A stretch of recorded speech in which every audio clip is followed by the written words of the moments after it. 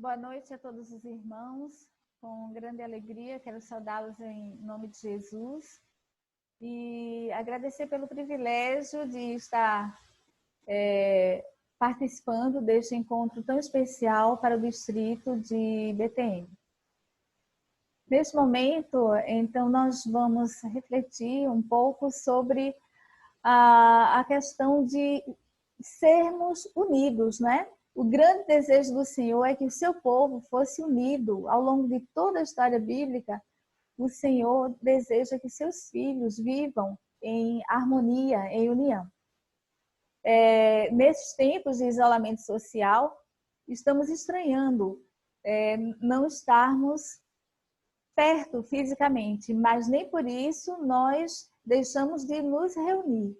Louvado seja Deus, porque a igreja continua firme, atuante e viva para a honra e glória do nosso Deus. E quando se fala em união, nós já ouvimos muitas vezes aquele ditado que diz: a união faz a força. E isso é uma verdade incontestável. E a própria Bíblia ressalta em muitos trechos a importância da união, a importância da unidade entre os filhos de Deus. E não poderíamos deixar de iniciar essa reflexão citando o Salmo 133, verso 1, que diz: ó, quão bom e quão suave é que os irmãos vivam em união. Todos nós, né, crescemos ouvindo, recitando esse salmo. Realmente é o desejo de Deus. Por quê? Porque na união está a nossa força. É através da união do seu povo que Deus age, que Deus derrama o seu poder. E nós vemos isso em muitos exemplos da palavra de Deus. Dentre esses exemplos, eu gostaria de citar o que está em Neemias, que fala que quando os judeus voltaram do cativeiro, se uniram e em apenas 52 dias conseguiram reconstruir os muros de Jerusalém. O que nós vemos é que quando o povo de Deus se une num só foco, num só propósito, o Senhor abençoa e a vitória é certa. Outro exemplo que eu gostaria de citar, que é de extrema importância para nós, ocorreu após o Pentecostes. No capítulo 2 do livro de Atos, nós lemos nos versos 44 em diante, como viviam os filhos de Deus, como vivia o povo de Deus após o Pentecostes. Esse é o ideal de Deus para nós. Vamos ler?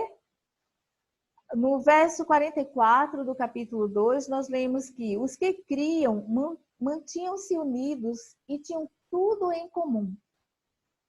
E a partir do verso 46, nós lemos o seguinte: todos os dias continuavam a reunir-se no pátio do templo, partiam o pão em casa e juntos participavam das refeições com alegria e sinceridade de coração. E no verso 47, nós lemos algo ainda mais lindo: louvando a Deus e tendo a simpatia de todo o povo. E o Senhor lhes acrescentava diariamente os que iam sendo salvos. Nós lemos que essa união entre o povo de Deus foi resultado da presença do Espírito Santo em suas vidas. O desejo de Deus para todos nós hoje é que possamos buscar mais e mais a presença do Espírito Santo na nossa vida, o derramamento do Espírito Santo sobre nós, para que possamos viver essa realidade que os primeiros cristãos viviam.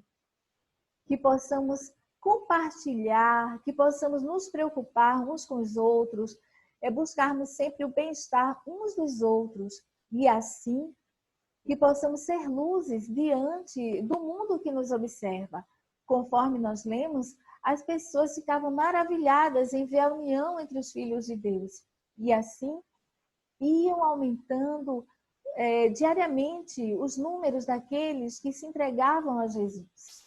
Então, quando o povo de Deus é unido, quando o povo de Deus está em comunhão, o Espírito Santo age e o mundo então se sente atraído para se entregar a Jesus, porque esse é o ideal. O mundo busca a paz, a harmonia, a união entre todos os povos, mas essa verdadeira união, essa verdadeira harmonia só existe quando o Espírito Santo habita na vida dos filhos de Deus.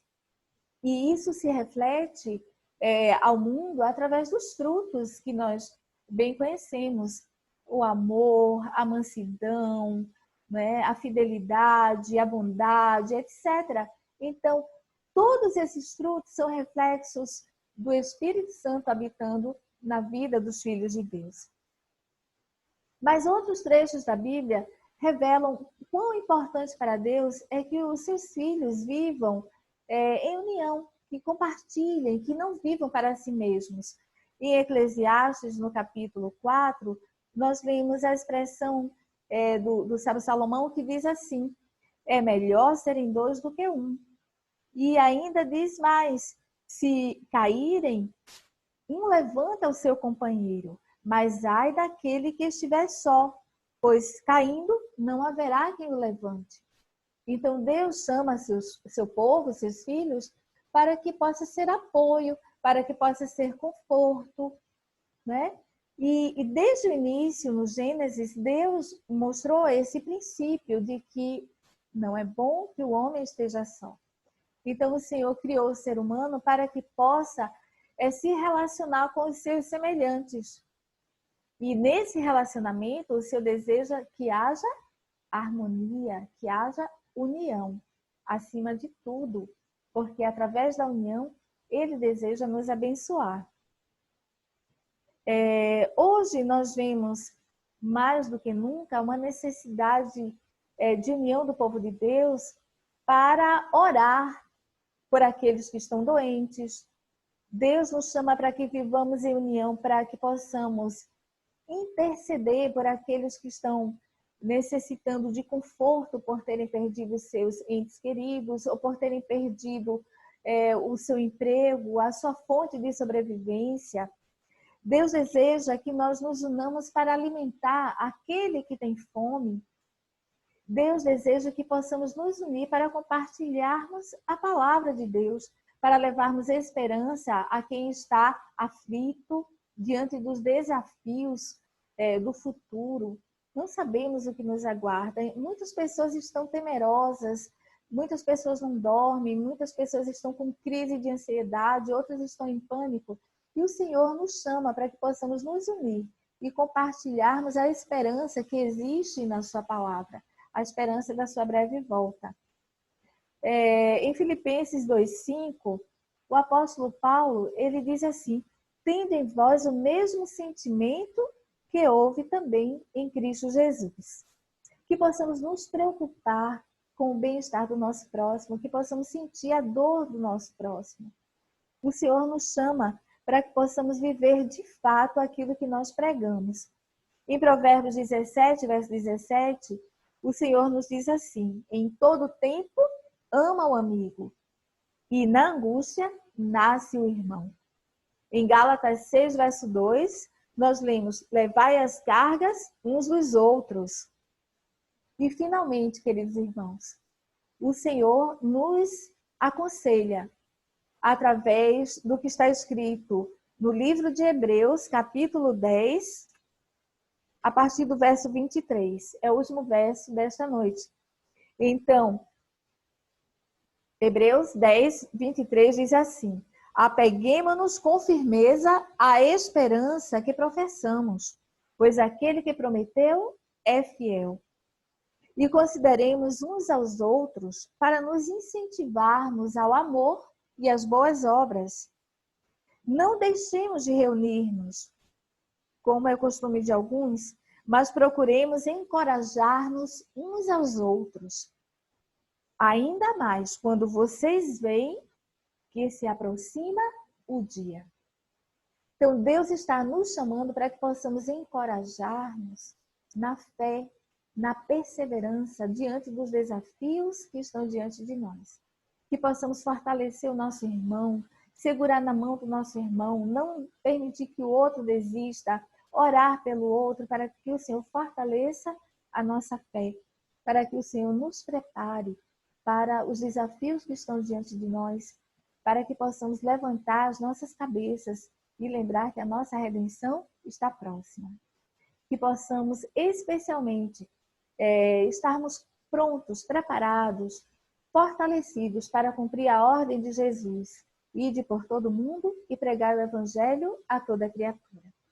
Portanto, queridos irmãos, meu desejo é que o Senhor continue a nos abençoar, que Ele realize em nossas vidas a obra de vivermos em união uns com os outros, de vivermos na prática a vida que Ele deseja que nós vivamos como cristãos, que possamos compartilhar o amor de Deus e levar muitas almas aos pés de Jesus.